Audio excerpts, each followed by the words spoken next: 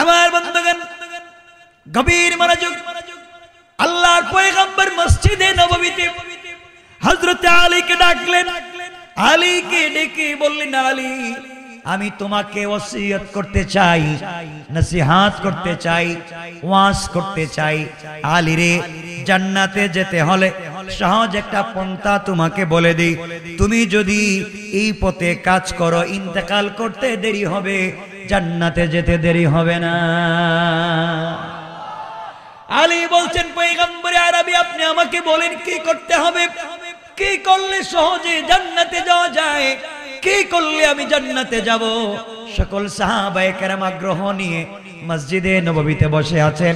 নবীজি জোরে আওয়াজ করে আলীকে দাঁড় করাইয়া বলেন, আলী শোনো, তুমি যদি জান্নাতে যেতে চাও, বিনা হিসাবে, হিসাব ছাড়া যদি আমার হাত ধরে জান্নাতে যেতে চাও, তাহলে প্রতি রাত্রে ঘুমাতে যাওয়ার আগে 4000 দিনার আল্লাহর রাস্তায়, 4000 টাকা প্রত্যেক রাত্রে আল্লাহর রাস্তায় দান করে ঘুমাইবা।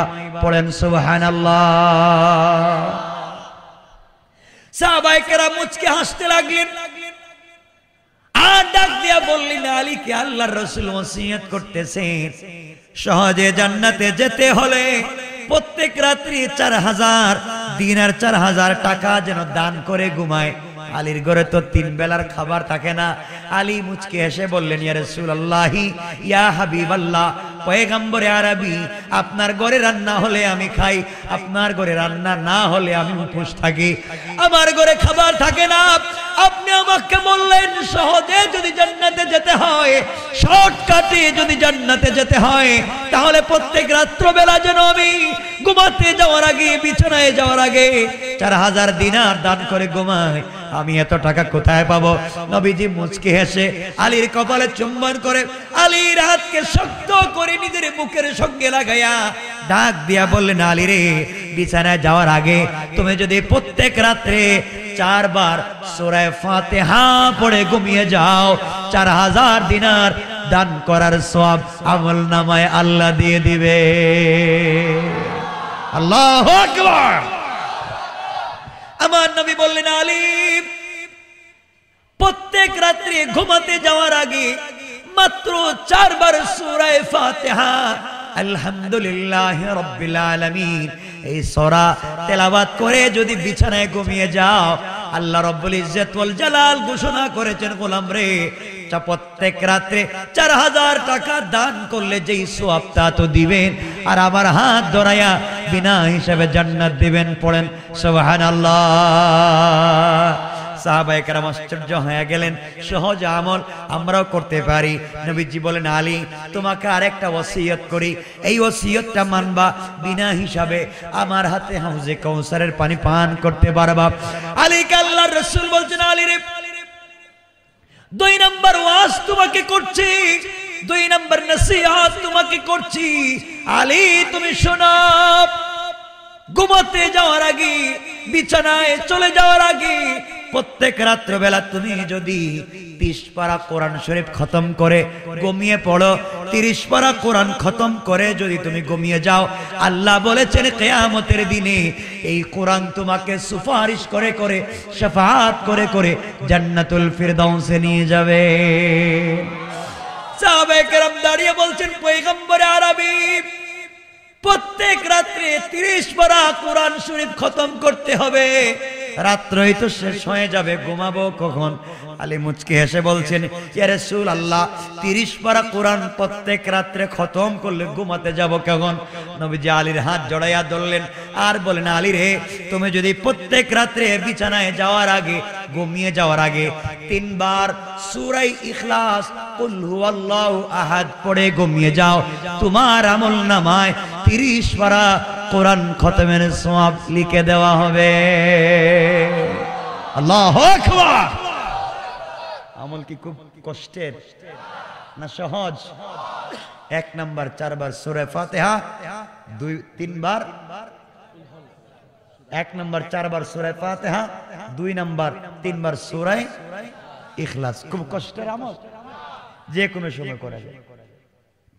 এবার আলী আমার নবীকে জড়িয়ে ডাক দিয়ে বলছেন, পয়গম্বরে আরবি এত সহজ সহজ আমল আপনি আমাকে বলছেন, এই আমল করলেই যদি জান্নাতে যাওয়া যায়।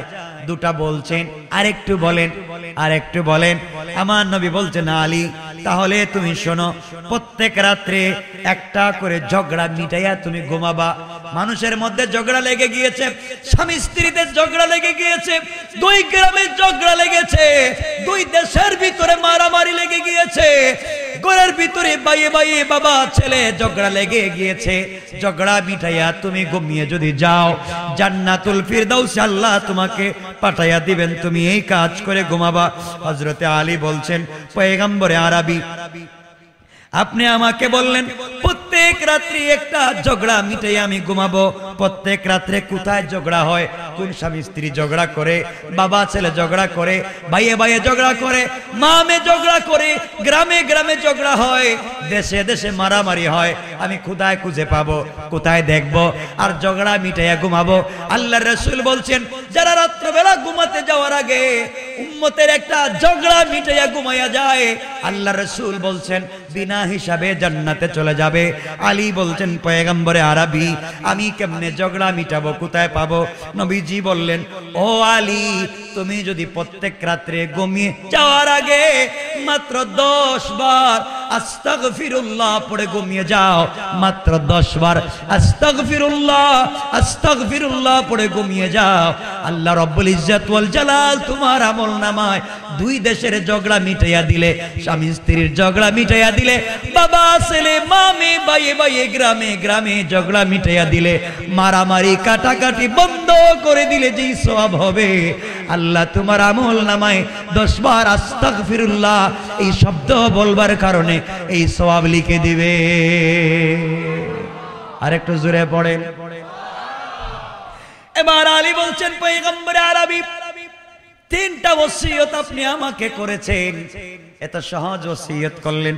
নবীজি বলেন, আলী রে কেউ যদি আস্তাগফিরুল্লাহ পড়ে বিনা হিসাবে জান্নাতে যেতে চায়, দুনিয়ার কোন মানুষ লাগবে না, ওসিয়ত লাগবে না, সুপারিশ লাগবে না, শাফাআত লাগবে না, বিনা হিসাবে কোন উম্মত যদি জান্নাতে যেতে চায়, সে যদি প্রত্যেক রাত্রে আল্লাহুম্মা ইন্নী যালামতু নাফসি যুলমান কাসীরা ওইটা একবার হলেও দিনে পড়ে, আল্লাহ বলছেন এই গোলামের জিম্মাদার কিয়ামতের দিন স্বয়ং আমি আল্লাহ। আল্লাহু আকবার বলেন না। আল্লাহর রাসূল বলছেন, শোনো ও আলী তুমি শোনো, কিয়ামতের দিনে যেই দিন সূর্য তার 11টা মুখ দিয়া নিচের দিকে তাকাইয়া থাকবে, মাটিগুলা তামার মতো হয়ে যাবে, মানুষের শরীর থেকে গাম জোরে জোরে সাঁতার কাটা মতো হয়ে যাবে। ওই দিন যদি আরশে আজিমের ছায়ায় থেকে জান্নাতের 8টা দরজা খুলে জান্নাতে যেতে চাও, যেই গোলাম আর যেই উম্মত 5 ওয়াক্ত নামাজের সময় অথবা যে কোনো সময় ওযু করবার পরে কালিমায়ে শাহাদাত পড়বে, আশহাদু আল্লা ইলাহা, এই কালিমায়ে শাহাদাত পড়বে প্রত্যেক অজুর পরে শরীর শুকিয়ে যাওয়ার আগে হাত ভিজা, মাথা ভিজা, শরীর ভিজা রয়েছে, কালিমায়ে শাহাদাত যদি কেউ ওযু করার পরে পড়ে, নবীজি বলেছেন ইন্তেকালের সাথে সাথে জান্নাতের 8টা দরজা খুলে দেওয়া হয়ে যায়। আল্লাহু আকবার। এবার নবীজিকে আলী বলছেন, পয়গম্বর আরবি আপনি আমাকে আরেকটু ওসিয়ত করেন, আমি কি করতে হবে?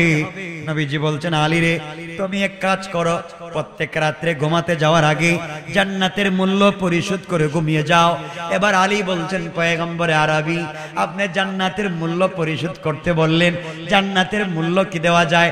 আপনিই তো হাদিসে বলেছেন, আপনি আমাদেরকে বলেছেন জান্নাতের মূল্য পরিশোধ করবার মতো কিছুই নাই।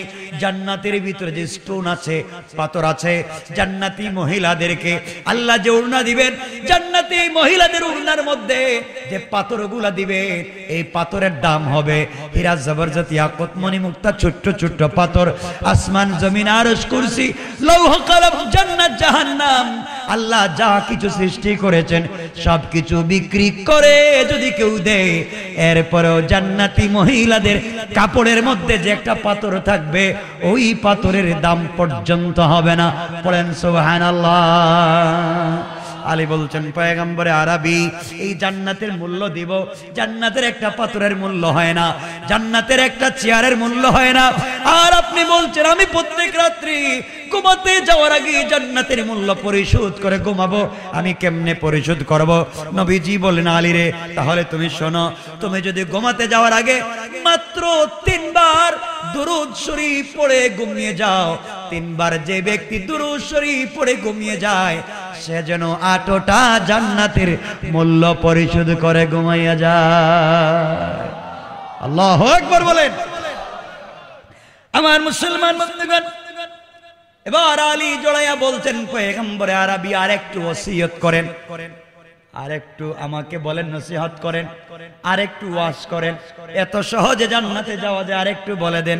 এবার নবীজি বলছেন আলী তাহলে শোনো, প্রত্যেক রাত্রে একটা মকবুল হজ করবা, প্রত্যেক রাত্রে একটা মকবুল উমরা করবা। মকবুল হজ আর উমরা করে যদি কেউ প্রত্যেক রাত্রে একটা মকবুল হজ করে, প্রত্যেক রাত্রে একটা মকবুল উমরা করে, ওই ব্যক্তি মরবে বিনা হিসাবে আল্লাহ রাব্বুল ইজ্জত ওয়াল জালালের কুদরতে জান্নাতে পৌঁছে যাবে। কোন সুবহানাল্লাহ। এবার আলী ডাক দিয়ে বলছেন পয়গম্বরে আরবি এটা কি কোনো মানুষের জন্য সম্ভব? কারো বাড়ি তো 1000 মাইল দূরে, আমি মদিনায় উমরা করতে যাওয়া লাগবে, মক্কায় বাইতুল্লাহ যাওয়া লাগে, রাত্রে কেমনে আমি একটা হজ করব? প্রত্যেক রাত্রে কেমনে আমি একটা উমরা করব? আমার দ্বারা তো সম্ভব হবে না।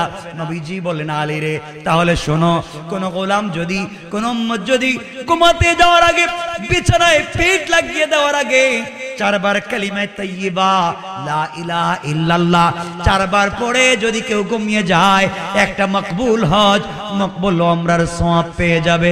পড়েন সুবহানাল্লাহ। আমার বন্ধুগণ, বিশ্বনবী বুঝালেন জান্নাতে যদি যেতে হয় প্রত্যেক রাতে 4000 দিনার যদি দান করার সওয়াব পেতে হয়, 4 বার সূরা ফাতিহা পড়বা, 30 পারা কোরআনের খতম করার সওয়াব যদি পেতে হয়, 3 বার সূরা ইখলাস পড়বা, জান্নাতের মূল্য যদি পরিশোধ করতে হয় 3 বার দুরূদ শরীফ পড়বা, প্রত্যেক রাতে একটা ঝগড়া মিটাইয়া ঘুমাতে যদি হয় 10 বার আস্তাগফিরুল্লাহ পড়বা, একটা মকবুল হজ একটা মকবুল উমরা করে যদি ঘুমাতে হয় 4 বার কালিমা তাইয়্যিবা পড়ে ঘুমাবা, জান্নাতের 8টা দরজা খোলা রেখে যদি ঘুমাতে হয় ওযুর পরে কালিমায় শাহাদা পড়বা। আর যদি জান্নাতে বিনা হিসাবে যেতে হয়, কোনো হিসাব ছাড়া আর সে আজিমের ছায়ায় জায়গা করে, তাহলে অবশ্যই অবশ্যই দিনে কমপক্ষে 1 বার হলেও আল্লাহুম্মা ইন্নী যালামতু নাফসি যুলমান কাসীরা ওগুলা যারা পড়বে, নবীজি বলছেন এই আমলগুলা যারা দুনিয়ার জমিনে করবে ইন্তেকাল করতে দেরি হবে, আল্লাহর তৈরি জান্নাতে যেতে এই গোলামের উম্মতের 1 মিনিটও দেরি হবে না। পড়েন সুবহানাল্লাহ। আল্লাহু আকবার বলেন, আল্লাহু আকবার। আমরা যেতে চাই কি চাই না? আওয়াজ করে বলেন যেতে চাই কি চাই না? আমল করতে পারবেন তো? মনে থাকবে তো? আলোচ্য বিষয়ের মৌলিক 3টা বিষয়। 1 নাম্বার আল্লাহকে চিনবেন।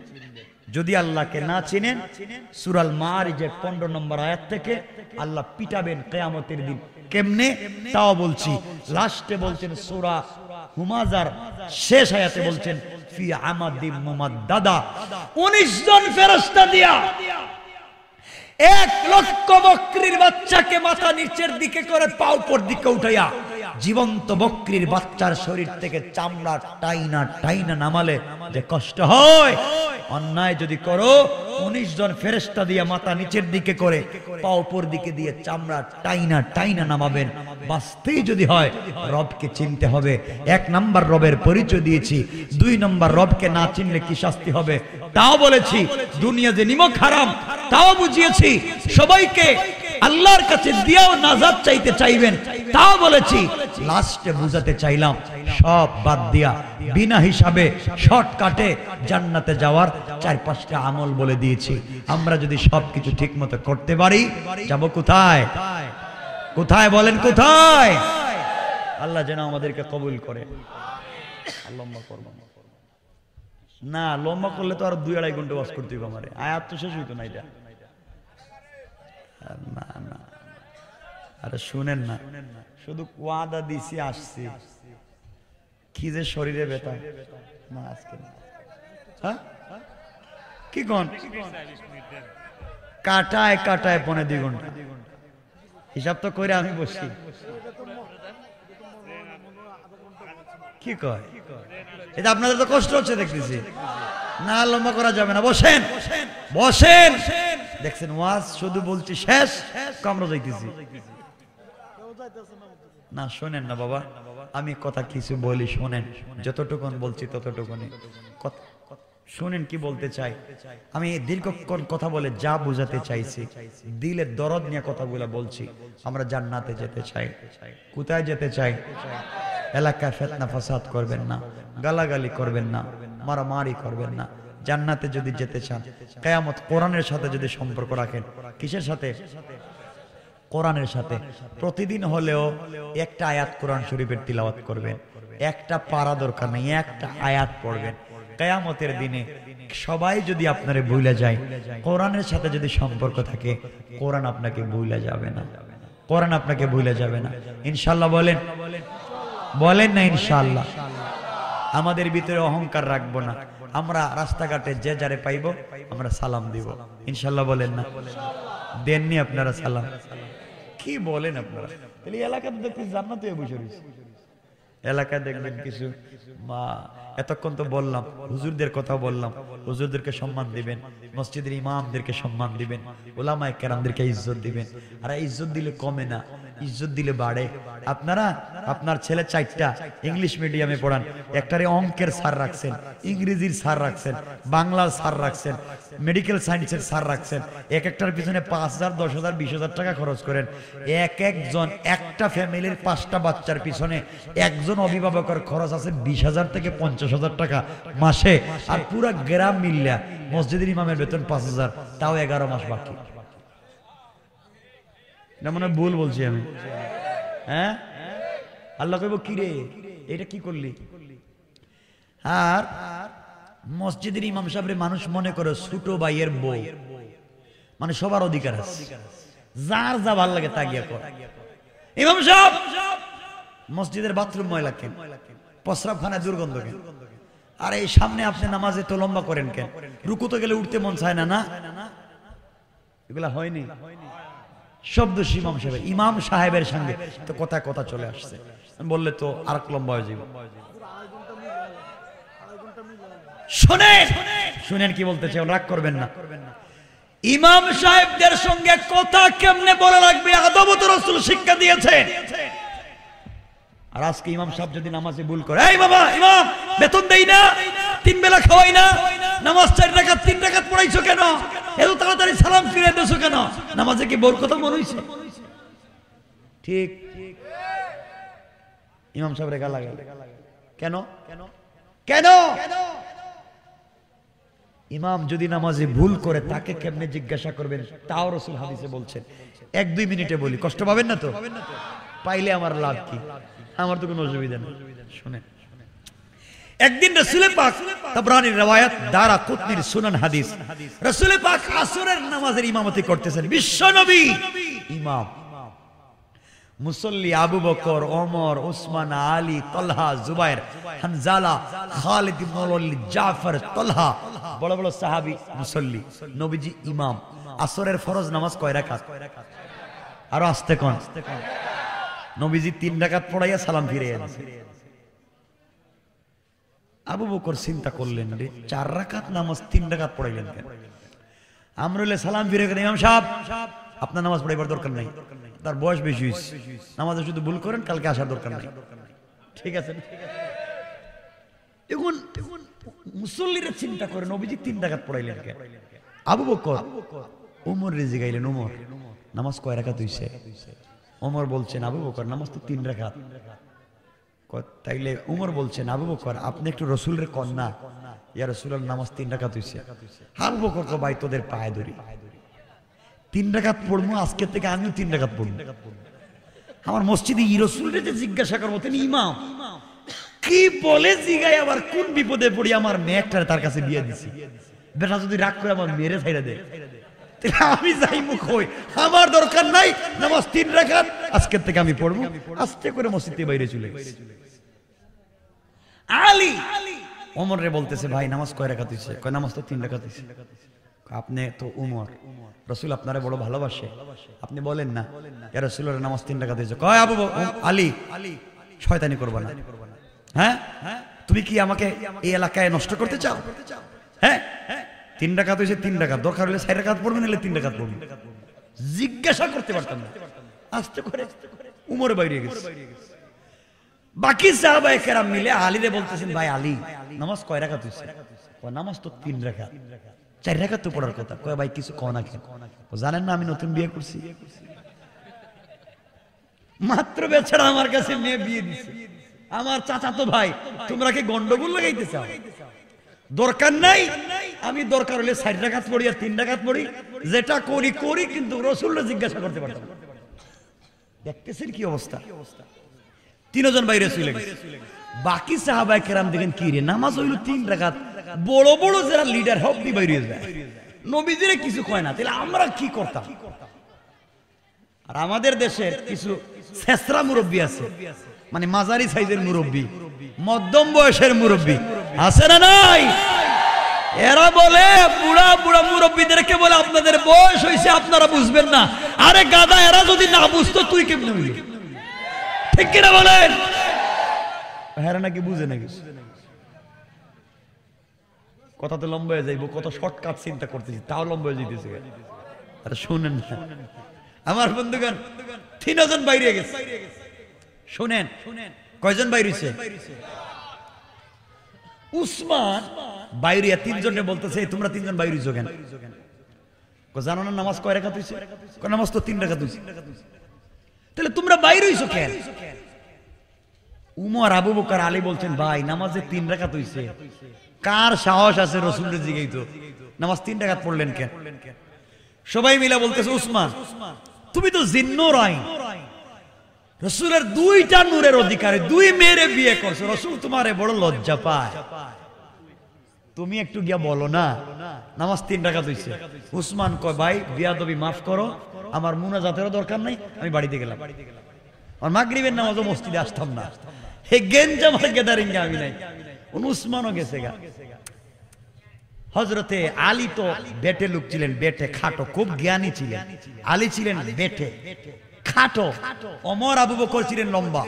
এজন্য মাঝে মাঝে আবু বকর এবং ওমর আলীকে বলতেন, লাউ কানা আলিফ ওয়া লাম লাকানা নুন।